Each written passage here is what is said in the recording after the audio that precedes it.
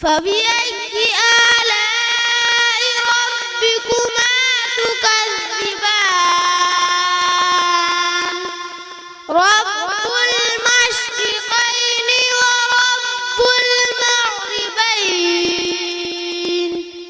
فبأي آلاء ربكما تكذبان مرج البحرين يلتقيان بينهما برزخ لا يبغيان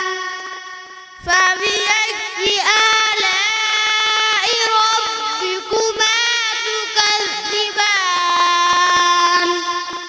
يخرج منهما اللؤلؤ والمرجان فبأي آلاء ربكما تكذبان وله الجوار المنشآت في البحر كالأعلام فبأي آلاء ربكما تكذبان كل من عليها فان ويبقى وجه ربك ذو الجلال والإكرام فبأي آلاء ربكما تكذبان صدق الله العظيم.